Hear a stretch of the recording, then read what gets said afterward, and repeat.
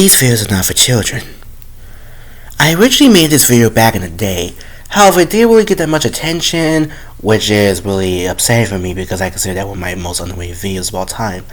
But today we're going to take a new look at the Batman the Animated Series episodes Two-Face Part 1 and 2. Two-Face Part 1 and 2 is coincidentally titled that because of the debut of Two-Face on the show. Harvey didn't already appear before this, and some cameo appearances, but never really as a main character. This is the first episode to focus on a rogue in particular as the main character instead of Bruce Wayne. The episode opens up with Harvey Dent in a nightmare realm tripping balls, imagining a giant shadow version of himself telling him that it's time. He eventually manages to snap back to reality with the help of his assistant, and he heads out to help Gordon and Batman with criminals per usual. However, after he announces he's going to become DA again, he starts to find the criminals more and more violently each time they catch them. Batman and Gordon eventually catch wind of this, so they get tired of him and they send him off to therapy, where Harvey reveals that he has an evil alternate personality called Big Bad Harv, which he got from his dissociative identity disorder that he developed as a child after he brutally beat up a bully. He felt so guilty that he vowed never to get angry at anything again, always putting on a smile, pretending that everything's okay.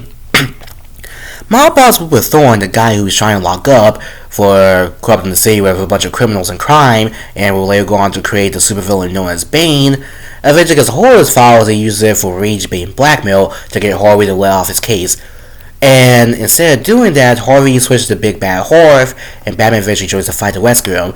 And just as the two of them are about to turn to Tyson battles, one of Thorne's henchmen sets off a chain reaction that sets loose a bunch of live wires that fall into a vat of chemicals, severely burning Harvey Dent alive on the left side of his body.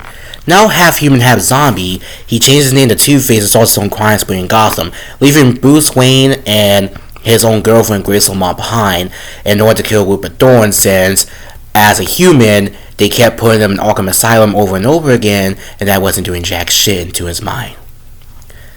This has been said time and time again, along with hard advice, but I don't care because it's true. This is one of the best episodes of Batman the Animated Series, the best version of Two-Face ever appearing, and this is the very first adaptation. Even back in the original shitty 60s comics, Two-Face was already a sympathetic rogue. However, these episodes not only introduced him to the wider public, but it also got to show that this series is actually very, very serious. It is just your usual shitty toy commercial Saturday morning cartoon. I actually really find Harvey Dent's human form to be scarier than Two-Face, because with Two-Face, it's like, yeah, it's a zombie, no shit. But with Big Bad Harv and Harvey Dent's human form, it's more subtle, the expressions are more exaggerated, and it's really uncanny seeing this human make this demonic faces that he can do in the episode. The one criticism I do have of this episode, the coin. The coin is Two-Face's signature weapon against his victims. He uses it as a 50-50 chance to decide your fate. Good heads you live, bad heads you don't. However, here the coin does have an exclamation. In the Dark Knight trilogy, the coin is a gimmick, a good luck charm given to him by his father. In the comics, it was a tool used for abuse by his father to decide if he would get beat that day. However, it was a double-sided coin, so he would always get beat. As an adult, Harvey managed to get a hold of this coin. He turned to a symbol of fear and power. Here, though, it just spawns during his therapy session. My absolute favorite part of the episode has to be how they deal with his face. We see Harvey Dent get burnt alive and Batman takes him to the hospital. We don't see his face, we don't get a cheap jump scare. The slow burner of the face is so satisfying.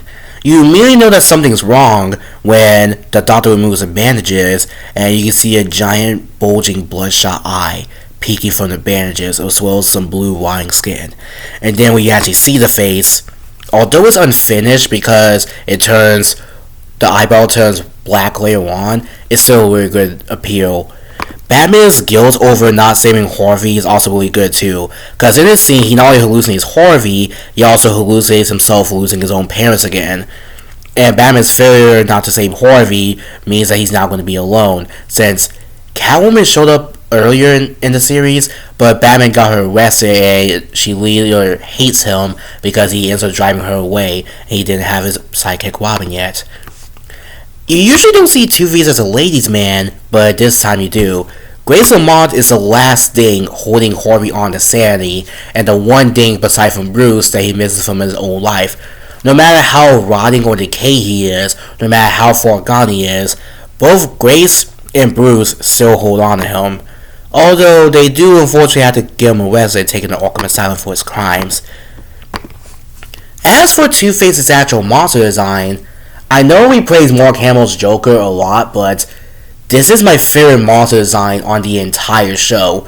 Not only is it actually creepy, but it also became his mainstream design. Usually Two-Face, when I talk about him, I always bring up how they try to make him look realistically burnt, but it just ends up looking overly disgusting and he ends up looking like he has a disease. Here, even though he got burnt alive, it looks more like a skin mutation, which I prefer that way. You got the signature giant bulging eye and the exposed teeth, which became the mainstream look of how he's supposed to look, versus the original comics where it was just a colored face. Although, I do have to say though, while blue is my favorite color still, it doesn't really look like fire damage. It looks like someone painted on his face and then ran over a car. But still though, I still think it's a really good design for this type of show, and it being exaggerated and not being over disgusting makes it really cool to take seriously since it's actually intimidating.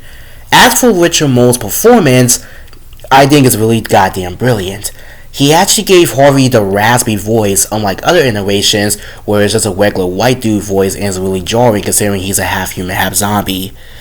But here, him actually having a raspy voice in a mix of the intimidating design is a really good call. I love how he's actually lonely throughout the episode. While he rises the ranks as a crime boss and becomes a bit richer, at the same time, him losing his friends and his own girlfriend is way too much for him and it gets into his head. And yeah, there you have it. Two-Face Part 1 and 2 have to be the best animated series episodes aside from the obvious ones like Mad Love, Horror Vice, or Robin's Reckoning. And I highly recommend you give it a watch, if not at least to see one of the best portrayals put to screen.